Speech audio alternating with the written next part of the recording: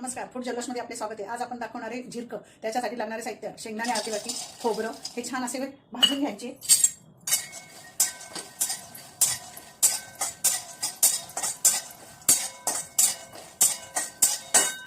भाजून झाले। आता गरम कढई असल्यावर आपण त्याच्यात तीळ का नंतर टाकायची। अशी तीळ उडते गरमी वेळेली ती लवकर भाजायला लागते, म्हणजे तीळ शेवटी भाजायला घालायची।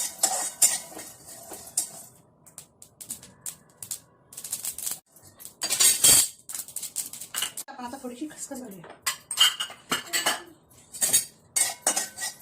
खसखस अशी थोडीशी लालसर भाजायची।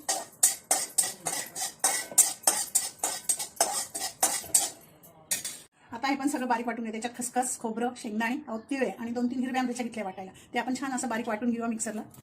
आता आपण याला फोडणी केलं। याला तेल कमी लागतं का की याच्यात सगळं तिळाला तेल सुटतं, खोबऱ्याला, शेंगदाण्याला, त्यासाठी आपण याला तेल थोडंसं कमी घालूया।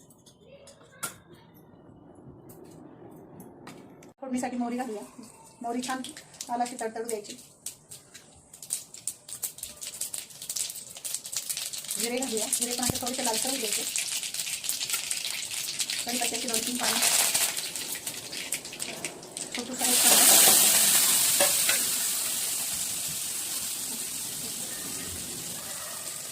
घालायची, हळद घालायची।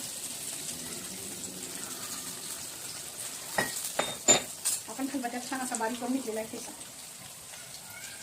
मिरची आणि लसूण घातलेला आहे आणि मीठ घालायचं, हिंग घालायचा। हिंगामुळे छान वास येतो झिरक्याला। आणि याच्यात जर तुम्हाला आवडलंय तर तुम्ही लाल मिरची सुद्धा घालू शकता। हे छान परतून घेतलंय। कांदा छान परतून घेतला।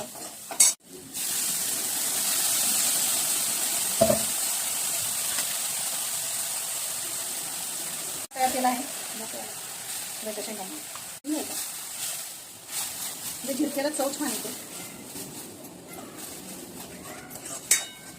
गोळा छान असा हलका झालेला आहे परतवून।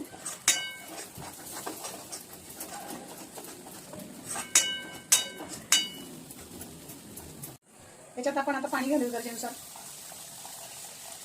तुम्हाला जेवढं पातळ घट्ट आवडत असेल तसे करून बघता येते।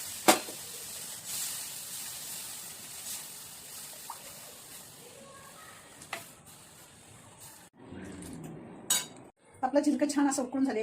याला आपण घरात भाजी काही नसल्याने आपण भाजीसाठी झिरकं म्हणून करू शकतो। वरतून छान अशी कोथिंबीर घालूया झिरक्याला। झिरक्याला छान उकळ आलेली आहे। तयार आहे आपलं झिरकं। याच्या आपण नक्की करून बघा। आवडल्यास व्हिडिओला लाईक करा, चॅनलला सबस्क्राईब करा।